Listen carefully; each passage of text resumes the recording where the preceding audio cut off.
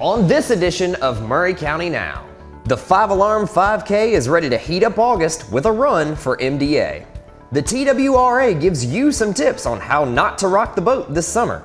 Adam Southern is back with another historic Maury County featuring the Forrest Gould Affair, and an exclusive interview with the next rising singer-songwriter from Columbia, Jill Brooks. All this and more on this edition of Maury County Now.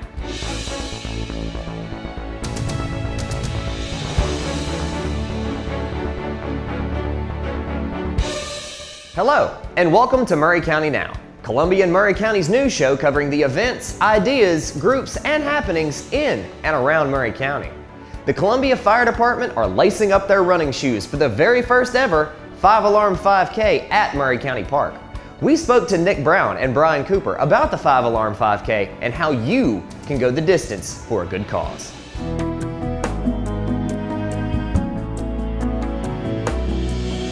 My name's Nick Brown. I'm with the Columbia Firefighters Association, and we're putting on a 5-alarm 5K for MDA. The 5-alarm 5K we started this year is going to be our first annual 5K, and something that firefighters have donated a lot of money to is MDA. So that's what we decided to do, is to donate everything to MDA, and that's for muscular dystrophy. One of the unique things that we're going to try to do on our 5K is we're going to have firefighters every half a mile, and they're going to be misting the runners to keep them cool, because it's August, it's going to be hot, and we're going to try to keep them cool. Some of the events we're going to have after the 5K are going to be a dunk tank where the kids can go and dunk a fireman. Some other things is ring toss, pick a fire duck, and they're going to be able to win some prizes and just have a great time. Also at the 5-alarm 5K, the 2 Steel Girls are going to sing the national anthem and hopefully stick around to sign some autographs. My name is Brian Cooper. I'm actually a muscular dystrophy patient. I have a disease called Charcot-Marie-Tooth disease, and as June the 1st, I am a bilateral amputee. I plan on August the 17th. My goal is to walk in the 5-alarm 5K, which I can't run, but I do plan on walking in the 5-alarm 5K, and I'm very excited that the community is getting together, especially the Columbia Fire Department. Muscular dystrophy affects millions of people in the United States. There is, I believe it's 41 or 42 diseases that are under the muscular dystrophy umbrella. And my grandfather died in 2006 of ALS, or Lou Gehrig's disease, which is also under the muscular dystrophy umbrella. And it helps for research, it helps for kids to go to camp. I went to camp several years, and camp is fun, especially for people kids that don't get to go out in life. You're not supposed to give up, and that's one thing that I was taught and raised, was to never give up in life. And the doctors told me I'd be paralyzed before I was 18, and I am 30, soon to be 38 years old, and if I can do this, then anybody can do this. They can get up and come in on August 17th and participate in the 5-alarm 5K. If you'd like more information, you can go to facebook.com/5-alarm 5KTN, or you can go to our website at 5alarm5k.com. The majority of boating fatalities occur when boaters simply fall out of the vessel not wearing a life jacket. We spoke with Mark Ventura and Rusty Thompson to get some tips on how you can keep from going overboard this summer.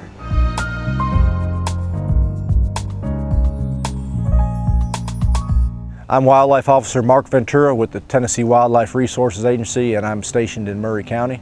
Part of my job responsibilities with the TWRA is to enforce the hunting and fishing laws, of course, but to also enforce our boating safety laws, which are very important. The TWRA is responsible for all the boating safety in the state of Tennessee on all lakes, large rivers, creeks and streams. The Duck River, which runs through Maury County, is a heavily used river for fishing and recreational purposes, and we like to keep the safety laws in place and make sure we enforce them right, and so people can stay safe and have a good time on the river. Some of the boating safety laws we have in place across the state have to do with personal safety, personal flotation devices, otherwise known as a life jacket. There must be a wearable flotation device on the boat for everybody that is on the boat. They don't have to have it on unless they are 12 years old and younger while the boat is moving. but there does have to be one in place for everybody so it can be readily available in case of emergency. Boats also need to have a flotation, a throwable flotation cushion, something like that. Sometimes it's around what you would traditionally think of as a life preserver, or it could be one of those rectangular or square flotation cushions with straps on them that can be tossed into the water at a distance to help save somebody. That is the major law when it comes to boating safety, and me and Rusty do enforce that law pretty strictly here in Maury County. It is enforced strictly across the state. It's number one reason that people survive getting thrown out of a boat, survive a swamped boat or a sinking boat. So it's very important to wear your life jacket. They float, you don't. That's the saying, and it sure does ring true. My name is Rusty Thompson, and I'm the Maury County Wildlife Officer with the Tennessee Wildlife Resources Agency, and I'd like to talk to you a little bit about boating safety. All children, or anyone born after January 1st, 1989, needs to have required boater education. It's kind of like our hunter education law, but in 2005, they decided to make all boaters have boater education for anyone operating a motor vessel. To take one of these classes, you'll need to contact the local office or look it up on our tnwildlife.org, and you can sign up for this class. And it's a pretty entertaining class, and I learned a lot when I took it. One thing all wildlife officers will be looking for this summer is boaters under the influence. You're presumed guilty for boating under the influence if you're 0.08 or higher in your alcohol blood.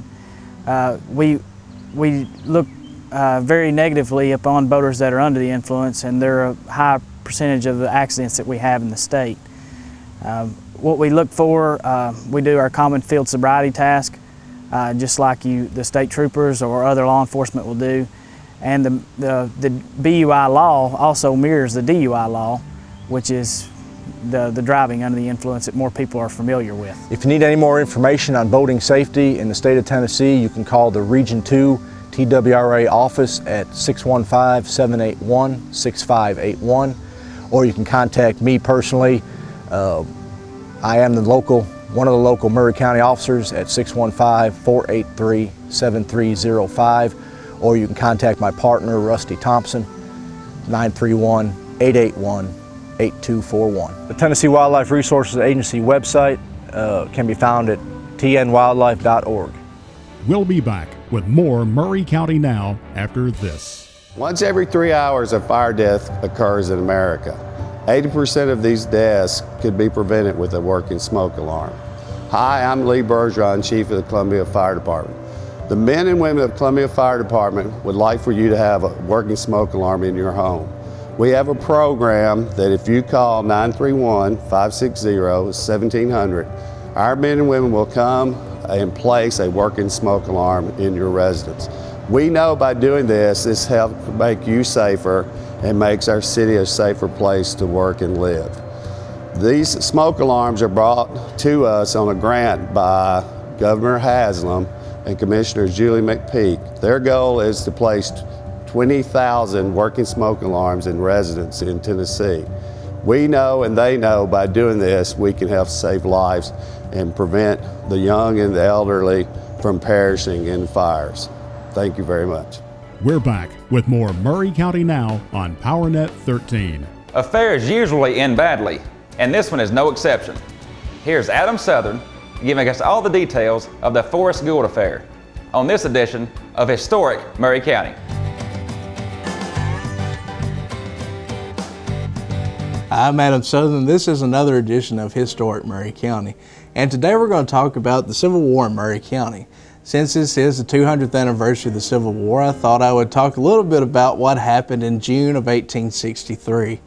And in June of 1863, on the 13th, there was a young man named Wills Gould. He was a lieutenant in the Confederate Army.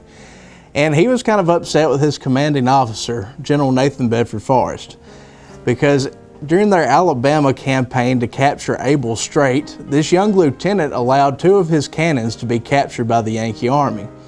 And General Forrest really had a bad temper.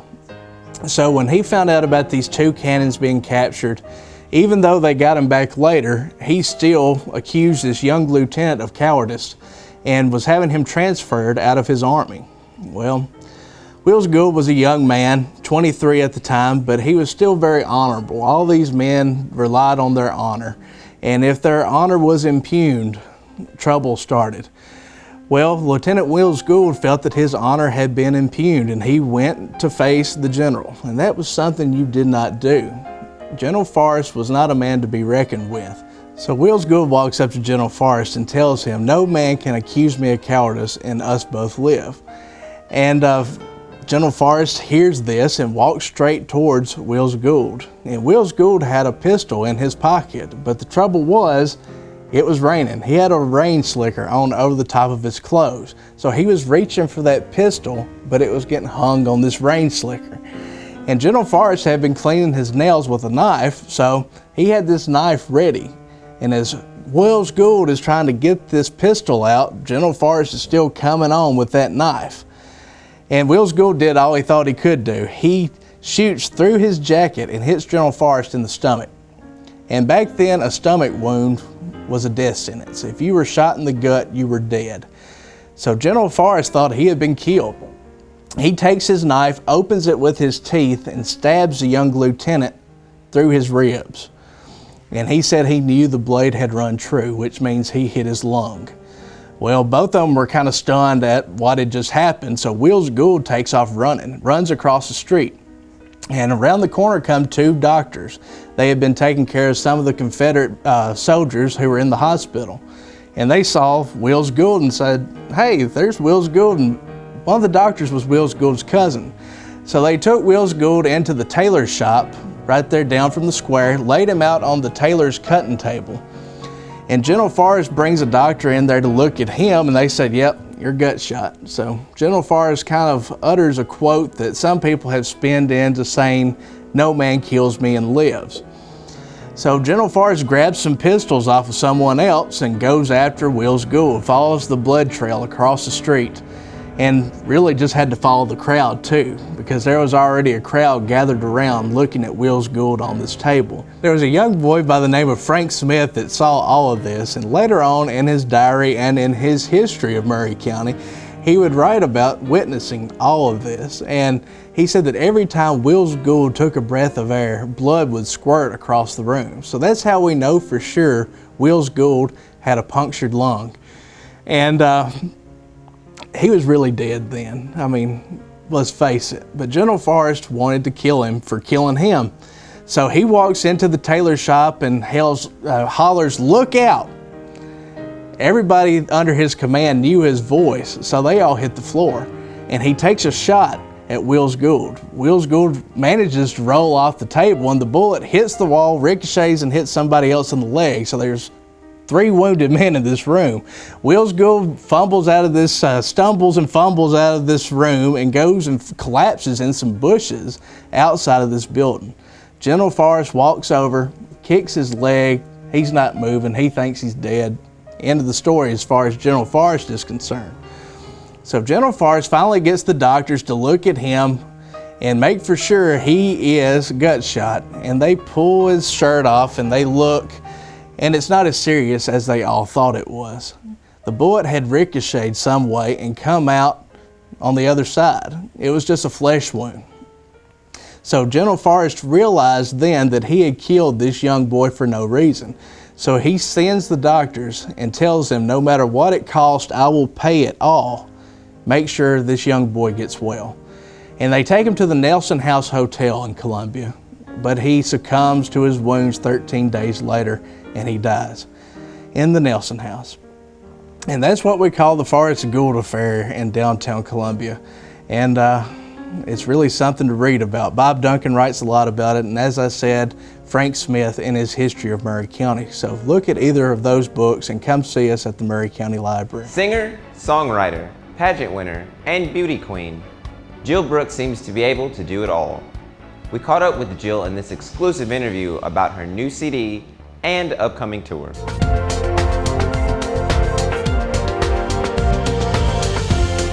My name is Jill Brooks, and I am a country music singer. I really don't even know how I got started. I just remember being really young and singing country music since I was probably about 2 years old. I remember standing in front of my parents' console TV and mimicking what I heard on CMT, and that's where it all started.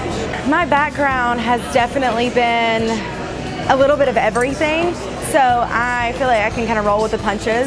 I have a little bit of a background in broadcast, a little bit of a background in music, a little bit of a background in pageants. So, you know, I've become hopefully well-rounded, and I've gotten a taste of a little bit of everything. So I'm kind of up for whatever comes next. I have so many influences. It's such a hard question. Reba McEntire, Martina McBride, Carrie Underwood. But I get influences from really anything and everything that I hear. I have influences not only in country music, but also in pop, a little bit in rap, top 40, basically anything I hear, anything I like, stuff that influences me today. I see myself in the next 2 to 5 years, hopefully. It would be nice to be singing in the Golden Circle on the Grand Ole Opry stage, but hopefully making music for a living, which is what I'm doing now, and really going on the road, pursuing every single one of my dreams, and just playing music all the time. I have a record right now for sale on iTunes. It is my follow-up record. It's called Shame on Me, and it did actually chart in the top 50 of the iTunes country charts. So I was really, really excited about that, completely unexpected. I actually missed it in the charting because I looked in the bottom 200, I looked at the top 200 list, looked at the bottom half, didn't see myself, and kind of just dismissed it. And my brother called me and said, hey, you know you're in the top 50, right? So there it was, really exciting moment. But it's on iTunes, Shame on Me. There's every single song on there with the exception of one, which is House of Rising Sun, my favorite cover to play. Everything else I wrote and produced myself, along with some great musicians, some great writers, and so it's on iTunes now. I am playing at Puckett's on Saturday, July 13th. That's my birthday party, and we're also having a CD premiere and doing a little bit of everything. We're releasing a music video, we're having a meet and greet. That's actually my tour kickoff, so I will start traveling to, right now there's 9 different states on my tour calendar, so a lot of it's in Texas, but we'll see where it takes me. Well, I'm all over social media. I am the Facebook queen. So you can find me on Facebook. It's facebook.com/JillBrooksOfficial. And then I'm on Twitter. It's just @JillBrooks. And then my website, which is under construction right now, it will be up and running this Saturday, is JillBrooksMusic.com. Puckett's Columbia Presents is back with an exciting new episode featuring the always awesome Redhead Express. Here's a clip of Redhead Express. And remember to check out Puckett's Columbia Presents on Friday and Saturday night at 7 p.m. on CPWS PowerNet 13. So this is for everybody that's in love or that wishes they were in love, I guess.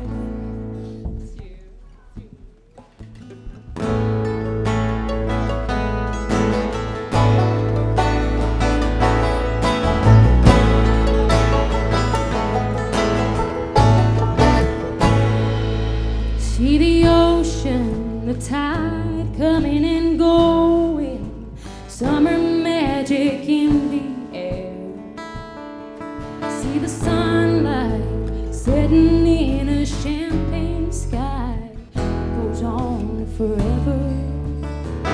You make it better, sweeter, everything more beautiful.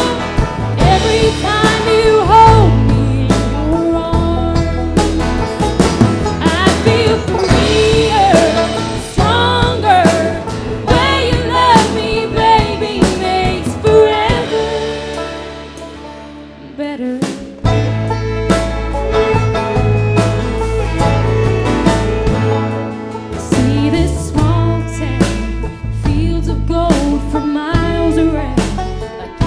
painted by